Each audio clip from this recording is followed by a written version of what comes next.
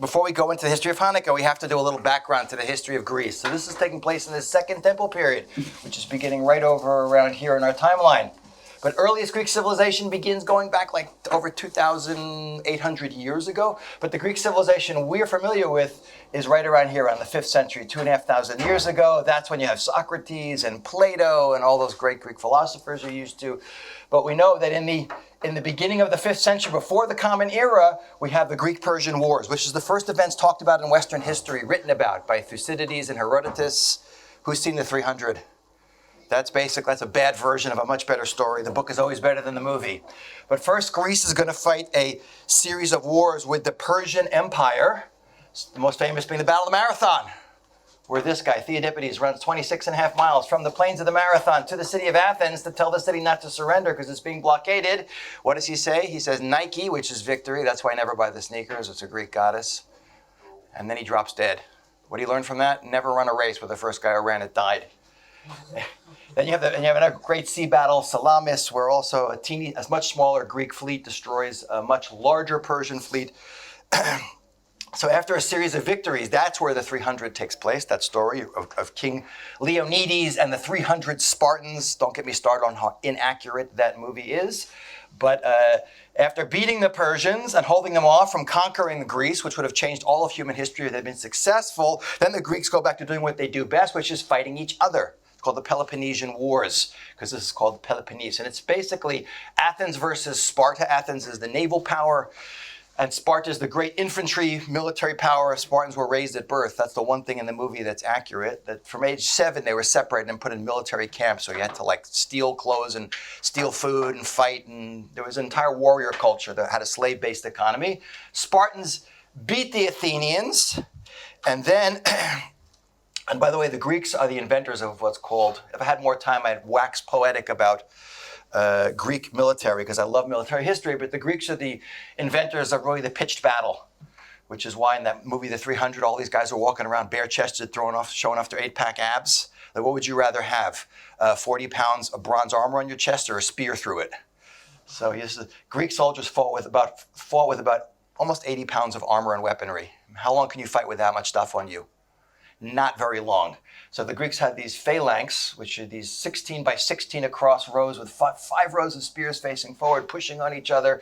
After about 20 minutes to a half hour, the battle was basically over. One side wins, the other side loses, and everyone's totally exhausted. Just a little background into Greek military history. But after the Greeks finished fighting each other, along comes, in the 4th century, Philip of Macedon. Now, Philip, Macedonians, who the southern Greeks considered to be a barbarian. Macedonia today is a separate country, by the way. But Philip will militarily conquer all the different Greek city-states. So all the states that have been fighting each other are now finally, for the first time in the 4th century, under the control of one man and one empire. Fighting in his army at the age of 18 is his son named Alexander of Macedon, who we know as Alexander the Great, who's already a general in his father's army at age 18 years old. Alexander the Great, Philip dies soon after he's murdered. Alexander takes over, and Alexander will organize one of the greatest military campaigns in all of human history, and where he will go on the attack, which is the equivalent of like Israel attacking NATO. The Persian Empire was vast, huge. They could field huge armies in the ancient world of like 400,000, 500,000 men. He will take with Greek mercenaries in the Persian armies, by the way, he will take his military on this incredible campaign, fighting a series of battles. The first one is the Battle of Granicus, Issus, and then Gaugamela, which are all fought. You notice this is today. What country is this today? Who knows? Very good. He crosses the Hellespont from Europe to Asia, and he confronts Darius, the Emperor of Persia's armies, in 3 major battles, doing the same thing all 3 times, basically. And I tell my students in my class now, to be a great general, you got to do what? Offense and surprise. Exactly. Very good. You get an A. He charges right at the center of the Greek lines, right at the emperor with his cavalry, with him in the front, almost killed in the first few minutes of the first battle. Now that would have changed all of human history. Imagine if Alexander the Great had died. Everything would be different in human history. The Persian Empire would never have ceased to exist. Greeks would never come to Israel. Forget not having Hanukkah. We'd never have Christianity or science, probably. So along comes Alexander the Great, beating, after the third battle, which is Gaugamela, Darius is killed by his own men. And Alexander the Great, you can see, campaigns all the way out. Look, he's all the way out in India where he meets elephants, the first tanks of the ancient world. But he also digresses. In the middle of his military campaign, he heads south along what is today through Lebanon, Syria and Lebanon. He besieges the city of Tyre, one of the coolest sieges in human history, because Tyre was like an island capital. He makes a huge bridge out to it. They burn it. He rebuilds it. And then he heads south down to what is today the land of Israel. Now keep in mind, this is during the Second Temple period. This is after the Purim story. And this is when the first 36 years of the Second Temple period, when we returned from exile under Ezra and Nehemiah, this is when Persia was controlling this part of the world. Now Persian Empire has basically fallen apart. It's gone. Alexander the Great has done away with the Persian Empire and absorbs it into his Greek Empire. Just to put that on pause for a second, he gets all the way out to India. He wanted to keep going. He may have gotten all the way to like China. Who knows? Maybe he would have had sushi like 2,000 years earlier had he made it all the way out there. But his men, having campaigned like 10,000 miles, just give up on it. He does this with 45,000 men. It says when Alexander the Great looked at his empire, he cried because there was nothing left to conquer. So he dies at the age of 32 in 323 BCE. And what he dies of, God knows what. He had so many wounds and so many, God knows, diseases from his wild life and partying. But he leaves this incredible empire, which is not going to outlive his life. But let's go back to the story. He gets down, he's heading down the coast of Israel. Let's just go back to our timeline so we can see where we are. We are now entering right over into this period of time. See, so we move from the Greeks fighting the Persians, the Greeks fighting each other, to Greece now conquering the world. And right when you get to about 333 or so of BCE, that is when Greek and Jewish civilizations are going to collide for the first time. Now, by the way, in the north of Israel were people called the Samaritans, the Shamronim. You guys heard of Samaritans? Yeah, the good ones, exactly. I'll give you one rule. Anyone the Christian Bible says is good from our perspective is bad, and vice versa. The Samaritans sucked. Anyway, we should have a t-shirt like that. There's like 600 of them left, and they're all up at Har Gerizim. You could go watch them do their Pesach sacrifice. Jewish tradition says that they were put in the northern part of the land of Israel when the northern kingdom was exiled in the first temple period, the 10 lost tribes story. They wanted to join the Jewish people for various reasons. One of them was that they were being eaten by wild animals, and they thought becoming Jewish would help them. Maybe the wild animals don't like kosher food. I have no idea. But the Jews did not accept them, and they became our arch enemies. And they're always, also known as the Kutim. They're always instigating against us. Until today, even though there's only like 600 of them, they claim they're the real Jews and we're the fake ones. So the Samaritans, Alexander, on his way down to march down to on the coast, heading towards Egypt, Alexander meets the Samaritans first. And the Samaritans incite against us. They say, south of us are these Jews, they're horrible people, they have this temple, they're going to rebel against you, go destroy the building. So it looks like just early into the Second Temple period, we're doomed again by another world conqueror, yet going to destroy our city once more. But a very famous story takes place, which is talked about in two places with slightly different details. One, it's mentioned in the Talmud, and one, it's mentioned in Josephus, the great first century Jewish historian. You guys heard of him? Yeah. Did you have a hand up for something? Yeah. What role did the Samaritans have that made the Greeks listen to them? They were there first. We don't have a lot of details in the story, but they meet Alexander and they say, hi, we like you, but the guys south of us hate you. They're just instigating against us. You could ask what most of the anti-Semites in the world have against us, that they make up stories about us. Same thing. But there's not a lot of details on that. But meanwhile, who goes out? Shimon Hat Sadiq. You remember Shimon Hat Sadiq? He was one of the last of the men of the Great Assembly. If you read in Pirkei Avot, and Hema Mushloshat Dvarim, that's the whole thing. And he says, Shimon Hat Sadiq was one of the last of the men of the Great Assembly. He used to say, the world stands on three things. Torah, Avodah, Gemilas Hasadim, that guy. This is when we're basically ending that period of the men of the Great Assembly, which was that expanded Sanhedrin that existed in Babylon during the 70 years of exile. As those people died off, the men of the Great Assembly ceases to exist, and we go back to a normal Sanhedrin. Shimon Hat Sadiq, along with Antigonus Isocho, these are the transitional figures in the early Second Temple period. He's also the high priest. This is his burial site, which is in the neighborhood outside Damascus Gate, which is so contentious nowadays. He decides to do something which normally one does not do, or is allowed to do in the Torah. He decides, I better head off Alexander at the pass, like get him before he gets to Jerusalem, because if he gets here first, he's going to already start attacking us and we're in big trouble. So what does he do? He puts on all the 8 garments of the high priest, the whole thing, the tzitz, the ephod, the whole thing, which you're not allowed to wear outside the temple ever. But this is called Eis Lasos Hashem. like one of those things, like I'll do this now. I'll violate one prohibition of the Torah to save the Jewish people in the whole Torah. And he goes to head him off at the pass. He goes to meet Alexander the Great at what is today Rosh Hashanah. Look on a map where Rosh Hashanah is. It's like to the east of Tel Aviv, a little bit to the north over there. He heads him off at the pass over there. And the meeting is recorded both by Josephus and both in the Talmud, although they use different names for the high priest. Josephus doesn't mention Shimon Hat Sadiq. He uses a different name. And it says, when Alexander the Great saw Shimon Hat Sadiq, this is the Talmud in Yuma 98a, he descended from his chariot and bowed before him. His escort said to him, this is his Pomerio, his main general, who is his father's main general. Should an important king such as you bow to this Jew? He said to them, I do so because the image of this man's face is victorious before me on my battlefields. Meaning before I go into battle, I always have an image of this guy in my face. And now I see before me, when I fight, I see his image going before me as a sign of victory. And therefore I know that he has supreme sanctity. Pretty unbelievable for Alexander, because Alexander he might have been a little guy, but he had a huge ego. He didn't bow to anyone. So he gets off his famous horse, the most famous horse in history, Bucephalus. He got off his high horse. For him, he was very high. He was like 5'4", maybe. Bucephalus was his horse's name. And he bows to Shimon Hat Sadiq. And the story goes on. It's very interesting. He, Alexander the Great, said to representatives of the Jewish people, why have you come? They said to him, is it possible the temple, the house in which we pray for you and for your kingdom, not be destroyed? Gentiles will try and mislead you into destroying it, and we would remain silent and not tell you? He said to them, who are these people who want to destroy it? Alexander the Great, now he owes Shimon Hat Sadiq because he figures this guy is a good omen. I got to be nice to him because of him I'm winning all my battles.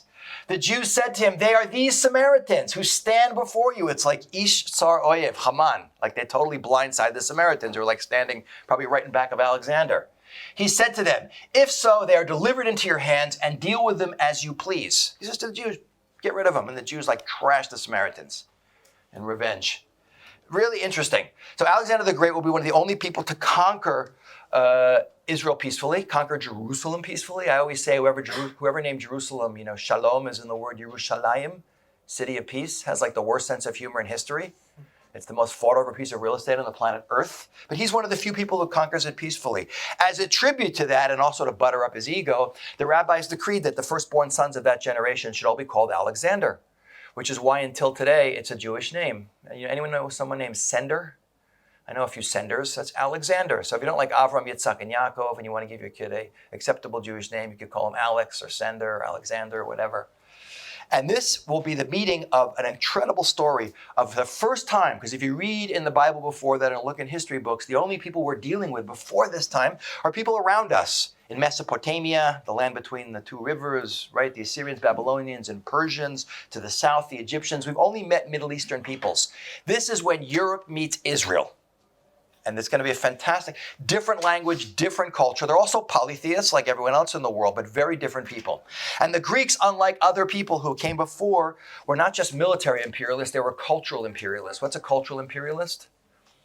People who want you to assimilate. Yeah, they want to bring their culture to you. Of course, America's never been very culturally imperialistic, although Brits would say American culture is an oxymoron. What's American culture? McDonald's? It's that kind of thing. But when you bring your culture, the Greeks didn't just physically conquer and get taxes out of you. They literally would settle their people in your country, and they brought with them their art, their architecture. The Greeks had very, very highly developed culture. They had theater, they had sports, the Olympics, right? All that sporting stuff they did, which was all done in the nude, by the way. Pretty interesting. Wrestle in the nude coated with olive oil and sand. Kind of interesting. By the way, where did the Greeks practice their sports? In a building called a gymnasium, which comes from the Greek word gymnos, which means naked. You're all going to remember that next time you go to a gym, I promise you. So it's a very different culture, but a very highly advanced culture and a very deep philosophical culture. Alexander the Great's personal tutor for 2 years was Aristotle.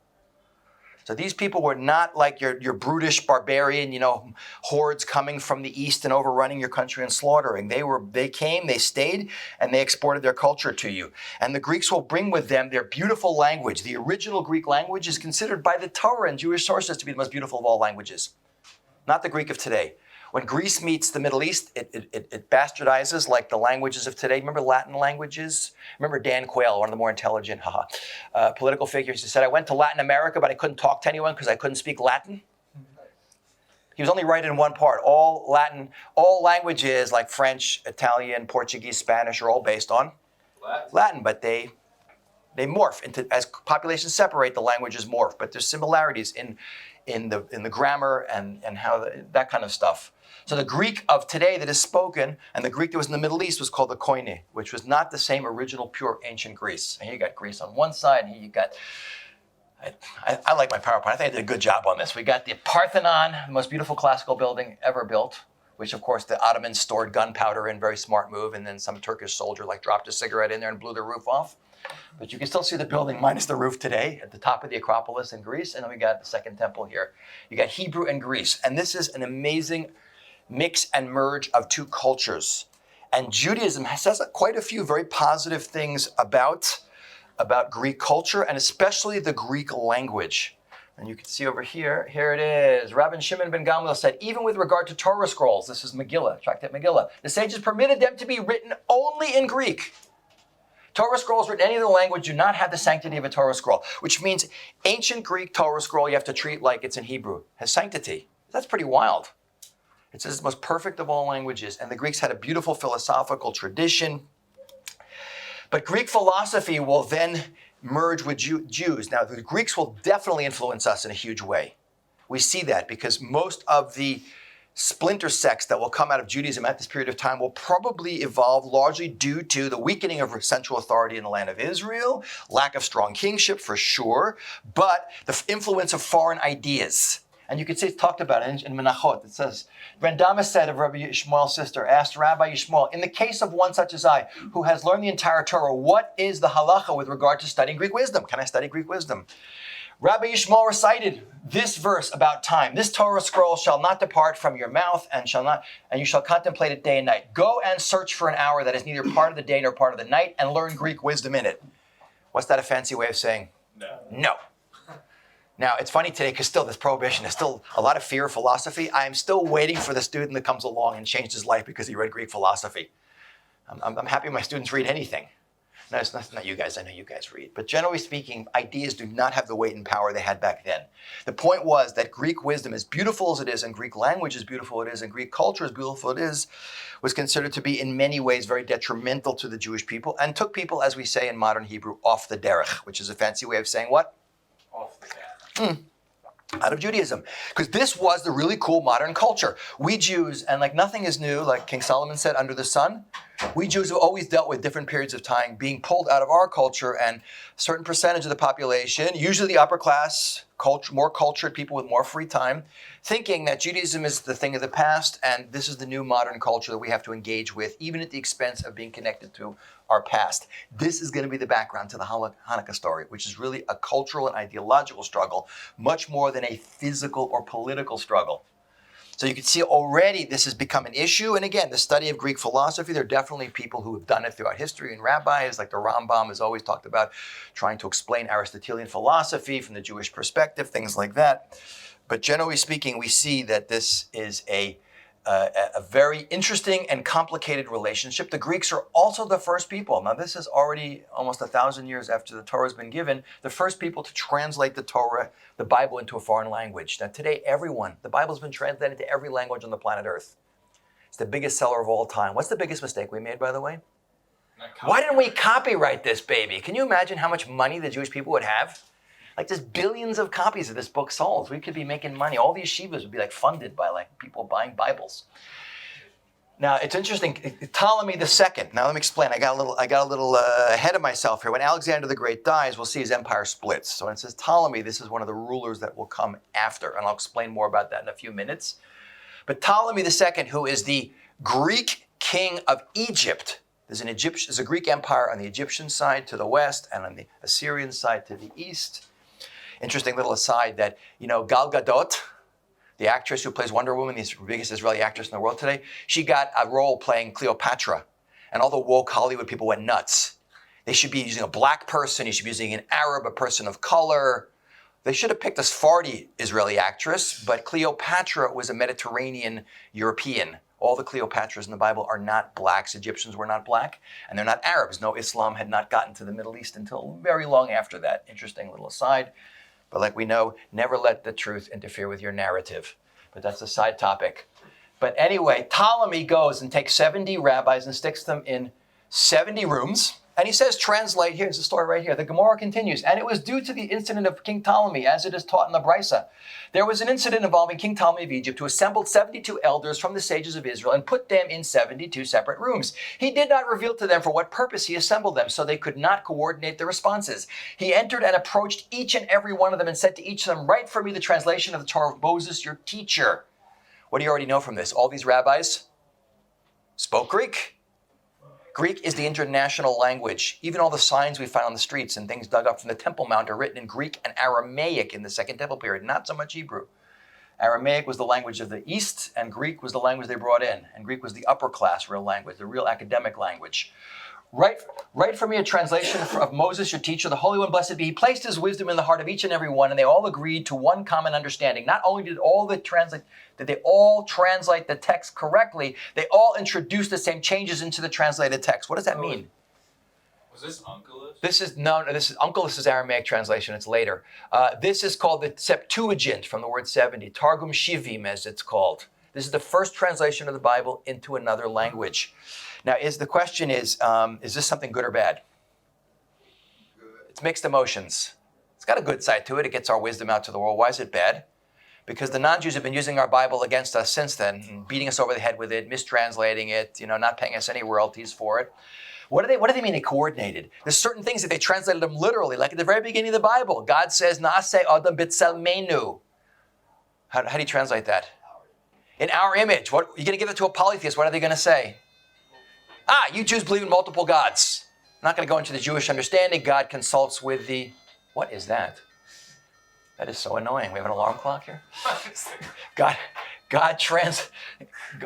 talked to the angels. Anyway, this is the first translation. So guys, we see the Greeks are fascinated enough with Jewish culture, they want to read our books. We write a lot more about their influence on us than they write on them. There's no Greek version of this story either, but there's no question that we influence their thinking. There's much speculation that some, by the way, of the great Greek philosophers may have interacted with rabbis, but we can't really prove that. But again, like I said, this is going to create, when foreign ideas enter the Jewish people, and this weak central leadership, and now we have a diaspora community. We're not all in one place. In the first temple period, you couldn't have this. When you had a king from King David, when you had prophets who had direct connection with God, when you had a Sanhedrin that was strong and a priesthood that was not corrupted as this one will become, you couldn't have heresy and schism splitting off and people coming up with alternative ideas.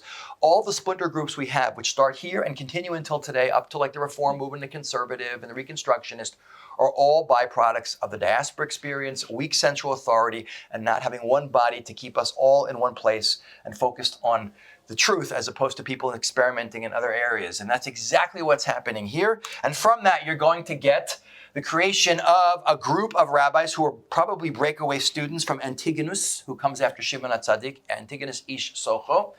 He had two students named Tzadok and Botus, who got influenced probably, we don't have the details, influenced by foreign ideas, and they went off the derech and create splinter sects, break away from mainstream Judaism, and they're going to be called the Tzadukim. Here's Josephus describing the Tzadukim, and this is much later in history, in the Second Temple period. He says, but the Sadducees are those that compose the second order. He's talking about the Perushim, the Jews who stuck to the rabbis. By the way, if anyone thinks the Judaism we keep today is the same Judaism we kept thousands of years ago, you're greatly mistaken. Judaism, even the Orthodox tree trunk, that supports all the branches that are broken off, has evolved tremendously. The biggest change has been with the elimination of kingship and priesthood. We still have Kohanim. Any Kohanim here? But they don't work anymore. There's no temple service. Who has had to assume, as opposed to the three branches of government we have, priesthood, kingship, and legislative judicial body, who's had to assume all the authority and control in the Jewish world? The rabbis. Which is why those people who hate traditionally throughout history, whether it's the Tzadukim or the Karaites call Orthodox Jews rabbinate Jews. You just follow this rabbinic made-up stuff. And what do they love attacking, by the way? Always. What's the job of the rabbis? The job of the rabbis has always been only three things, basically. The transmission, interpretation, and application of the oral law, which is what keeps Jews Jewish. And therefore, if you want to undermine their authority, what are you going to always attack? The oral law. The oral law has always been under attack. The Reform, not by the Reform, they just dumped everything, but the conservative movement for sure. But the Saducean are those that compose the second order and exclude fate entirely and suppose that God is not concerned with our doings. That's a major change in Hashkafa. God doesn't care about the world. That's a very pagan way of looking at it. Or doing what is evil. They say that to do what is good or what is evil is man's own choice. Moral relativism. Don't get Dennis Prager involved in this one. And that the choice of one of the other belongs to each person who may act as he pleases. They also exclude the belief in immortality of the soul and the punishment and rewards of the afterworld. They're breaking with basic Jewish law, and they didn't hold by the whole oral law, which is why if you read in the Mishnah, which the central body of the Mishnah is the stuff from Mount Sinai, but there's a lot of stuff added in there describing what it was like if you read in Sukkot or in Yuma, life in the Second Temple period, of the high priest being a complete ignoramus, had to read to him the law, of the high priest doing the wrong thing inside the temple on Yom Kippur, of the high priest doing the wrong thing on the altar with the wine and the... It shows you that Saducean took over the priesthood. From then on, the office is corrupted. And because they denied the oral law and they denied Jewish traditions, they just did their own thing and they made stuff up. And you can see that reflected in the teachings of the Mishnah itself. Okay, but anyway, back to our story. Alexander the Great dies in 323 at the age of 32. He divides up his empire between several of his generals. There you got the Mediterranean over here. You have an empire in Greece. But the two big empires that are going to concern us are going to be the Ptolemaic Empire, or the P is silent, otherwise it's Ptolemaic Empire. The Ptolemaic Empire and the Seleucid Empire. These are the generals who first get the empire. Every king that comes after is going to be named Ptolemy, the first, second, third, fourth, fifth, sixth, seventh. And every king who comes after here is not going to be called Seleucus, it's going to be called Antiochus. And these guys are all going to have wives generally called Cleopatra. So there's a lot of these people. It gets confusing. And originally, Israel would end up under the control of the Ptolemaic Greek Empire. But in the year 198 before the Common Era, at the Battle of Banyas, which takes place in northern Israel and the archaeological site in the north on the border with Syria, the Seleucids will beat the Ptolemies and they will absorb what is today Israel into the Seleucid kingdom. Now look where we are. This means that Israel is the buffer state. Kind of sucks. It's kind of like being Belgium. My joke definition of Belgium is the country used by Germany to invade France. You know, it's great being in the Middle East if you want to sell stuff, because we're the middlemen. That's great. If you want to sell ideas like one God morality, it's great to be there. But all the empires are always moving through here because it's strategically so important. Plus, Rome is going to start appearing very soon after this as a major world power, gobbling up Greece. Ironically, Rome was part of the Greek Empire. Now it becomes the major world power. So this is the weak underbelly of especially the Seleucid Empire. Access from the ocean, access for enemies. And the Jews are the one people who are not really en masse becoming Greek, like everyone else is buying into Greek culture. Alexander the Great, when he goes and conquers the world, he brings Greek culture into the Persian Empire. It morphs into what's called Hellenistic culture. You guys heard of the word Hellenism? The Greek word for Greece is Hellas. And he builds 6 cities called Alexandria, by the way. He himself takes on all the trappings of a Persian emperor. He starts dressing like them, but it's a mushmash, a hybrid culture. The only Alexandria that survives today is where?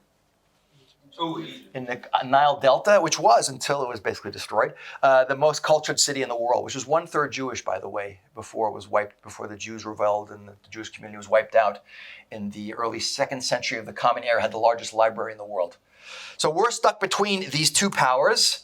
And the Seleucids decide that these Jews are a fifth column. What's a fifth column? A minority you can't trust. They're the soft underbelly. They're like our front lines, but they're not loyal to us. These people are dangerous. But what do they let our enemies in or something like that? So we gotta basically get them to be more Greek, buy into our worldview so they'll be loyal to us. But at the same time, what was happening, and this is the point that's missed on most people talking about the Hanukkah story, which is always viewed as a story about freedom from Greek occupation, which is not true. The Greeks had occupied the land of Israel for over a century before the Hanukkah story actually begins. The real beginning of the story is not this from the Maccabees. And where do we know about Hanukkah from? It's not in our Hebrew Bible. The Bible was already closed by then by the men of the Great Assembly. There's 2 books of the Maccabees that we like to use. Maccabees 1 and Maccabees 2. They're not included in our Bible. A, they were written too late, and B, they're not written by a prophet. Maccabees 1 is written by a royal chronicler of the Hasmonean dynasty, which is the Maccabean royal dynasty. And Maccabees 2 is written by a guy by the name of Jason of Cyrene. And there's 2 different accounts talking about a little different approach to each of them, but that's where we get the story from. By the way, in the Catholic Bible, they are included. Because the Catholics, why would the Catholics include these stories? A, it's like martyrdom, and they love that kind of stuff, you know. They made an art form out of martyrdom, you know. And B, what did you say? Yeah, they needed to fill in textual gap between the end of the first temple and the beginning of the Jesus narrative. Talks about here is not long after that, the king sent an Athenian senator to compel the Jews to forsake the laws. This is Antiochus Epiphanes, Antiochus VII, to forsake the laws of their fathers and to cease to live by the laws of God, and also to pollute the temple in Jerusalem and to call it the temple of Olympian Zeus. What's missing from this quote is the fact that really what starts this whole thing is a bunch of Jews, small, like I said, upper class. These are the Jews that are always most at risk. Nothing kills off Jews better than peace and prosperity. When we're left alone, especially amongst non-Jews in an advanced culture, what happens? The wealthy ones start going to the theater and doing this and interacting, getting the culture and giving their kids a nice secular education. And before you know it, and then what happens to these Jews? When these Jews leave Judaism behind, this is a whole PhD thesis. I say there's few things worse than Jews trying to out-Gentile Gentiles and being a Gentile. Because one of the ways that Jews like to, when a Jew leaves his Judaism behind, but like Simcha becomes Suetonius or something like that's a Roman name actually. But Moshe stays Moshe. It really eats up Simcha that his neighbor is still Jewish. Because he thinks the non-Jews are going to look at me and look at him and still keep connecting us. And not only that, he makes me feel guilty every day I leave my house and don't put my tefillin on. So often these will be the people who will become the nastiest people against the Jews and try and prove their loyalty to the new culture by doing what? Becoming the biggest self-hating Jews. You could do a whole PhD thesis on this topic of Jews trying to out-Gentile Gentiles and being anti-Semites and Gentiles.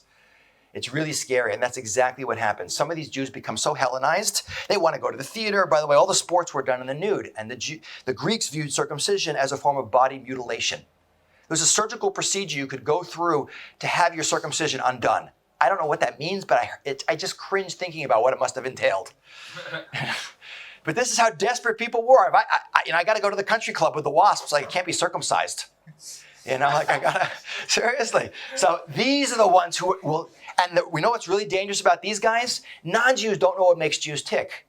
So they want to get rid of us. They close down the deli. They think Jews can't survive without corned beef or sushi. I know it's hard for us to survive without kosher takeaway. Why isn't anyone open one up in the Rova? Asian food. We got 17 shawarma places. One of you guys should just get someone to do it. But Jews who know Judaism know there's only one thing that keeps Jews Jewish, which is what? Torah, Judaism. The teaching of Torah, Jewish calendar, Hebrew language, all those things. But it's basically Torah. It's Torah. So they're the ones who are going to tell the Greeks, you want to get rid of these people, get them to assimilate, get them to stop teaching Torah, ban their calendar, don't let them circumcise themselves, uproot them from our Judaism. There's a great line by Ahad Ha'am. The Hebrew writer wasn't even religious. He said, more than the Jews kept the Sabbath kept the Jews. More than the Jews kept Torah, Torah kept the Jewish people. They will declare war, not on the Jewish people, but what? To cease to live by the laws of their God. This is history's first religious ideological war. It's the first time in human history, and this is the essence of Hanukkah. It's the first time in human history when one culture went after another in terms of their beliefs and their values. In the pagan world, even if you didn't believe in this guy's gods, you didn't tell him his gods weren't his gods, or they weren't real. You'd say, I'll swap your gods with my gods. Zeus and Jupiter become the same person. I'll add your gods to my pantheon, or if we win a battle, not because your gods didn't exist, but why?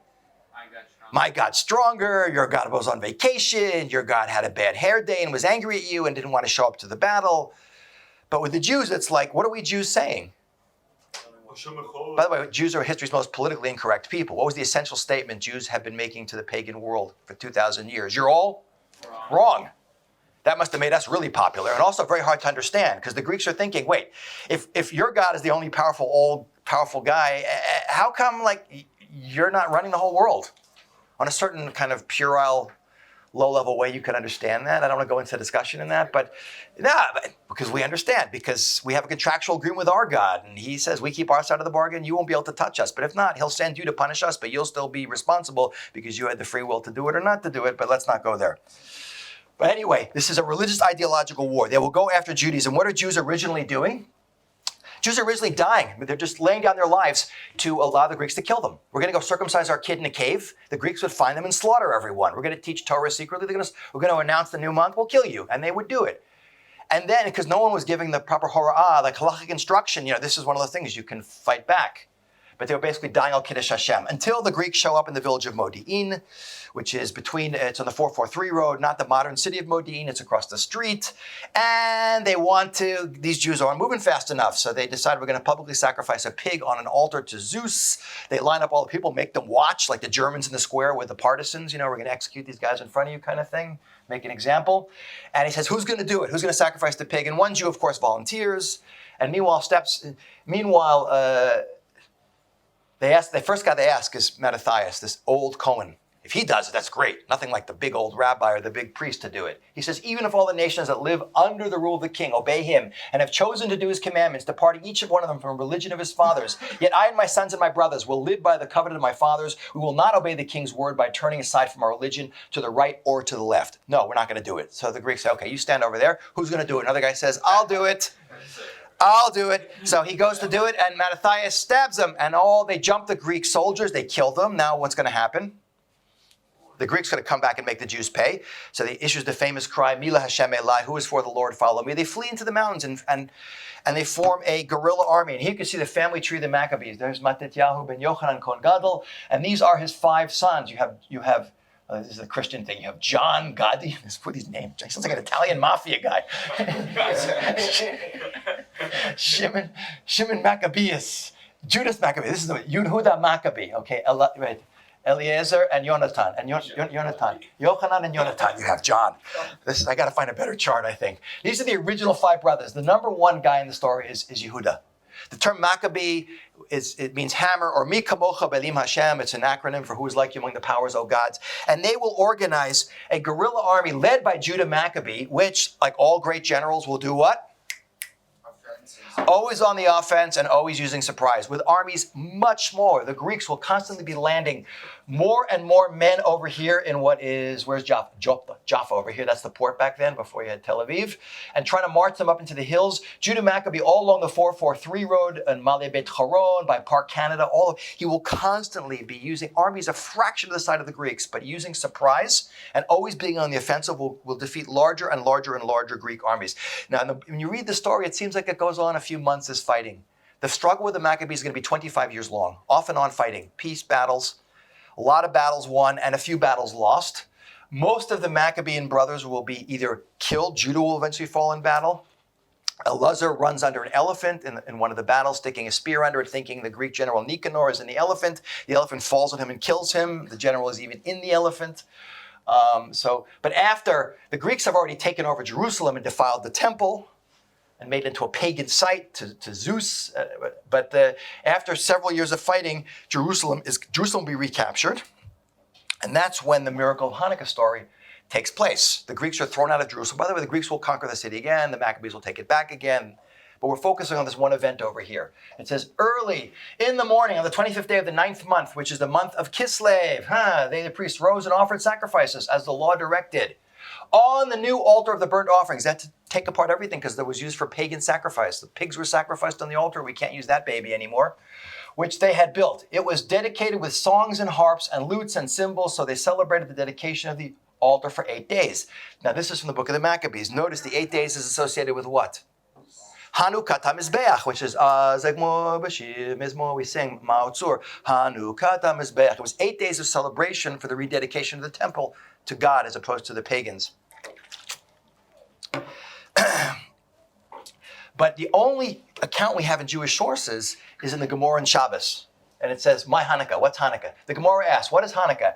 And why are the lights kindled on Hanukkah? The Gemara answers, the sages taught in the Megillah Tainit, on the 25th day of Kislev, the days of Hanukkah are 8. One may not eulogize on them and one may not fast on them. You have to be celebrating all the time. What is the reason? When the Greeks entered the sanctuary, they defiled the oils that were in the sanctuary by touching them. And when the Hasmoneans, those are the Maccabees, right? The Maccabees monarchy overcame them and emerged victorious over them. They searched and found only one cruse of oil that was placed with the seal of the high priest, undisturbed by the Greeks. And there was sufficient oil there to light the candelabra for only 1 day. A miracle occurred and they lit the candelabra for 8 days. The next year, the sages instituted those days and made them a holiday with the recitation of Hallel and special thanksgiving and prayer and blessing. That's the only mention we have in the story of the oil It's not mentioned in the historical sources. It's only mentioned in the Talmud, which is written much later. You notice again the eight, it burned for 8 days, but it's the 8 days of dedication. Now what happens to the Maccabees, by the way, is interesting. Successive generations, those in my history class will do a more detailed version of this, will take over for about 107 years. There will be about 11 different Maccabees who will rule at different times. The tragedy of them, until the Romans show up over here at the bottom, the tragedy is they gave their lives, these guys, to sacrifice to preserve Judaism. In the end, look at the names of these guys: Alexander, Hyrcanus, Aristobulus. They will become corrupted themselves and become that which their ancestors gave their life to get rid of. It's kind of a tragic end to the story, but we will have about 100-year period from the middle of the 2nd century before the Common Era until the Romans show up in 63 BCE under Pompey Magnus, where there'll be an autonomous Jewish kingdom. Independent, much smaller than the Israel of today. During the reign of Yochanan Hyrcanus, this guy especially, he will greatly expand the borders of Israel into a much larger country. But eventually, we will end up in a civil war again with the last two guys, these guys fighting a civil war, and the Romans invited them to mediate, and the Romans don't mediate, they just conquer. But for about 100 years, there will be autonomy until the Romans show up, again, Pompey Magnus in 63 BCE. But guys, to close, and we ran through that miracle in Hanukkah, the fact that a teeny tiny Jewish force fought off a major world power that had elephants and phalanx and were professional soldiers that had been fighting for a very long time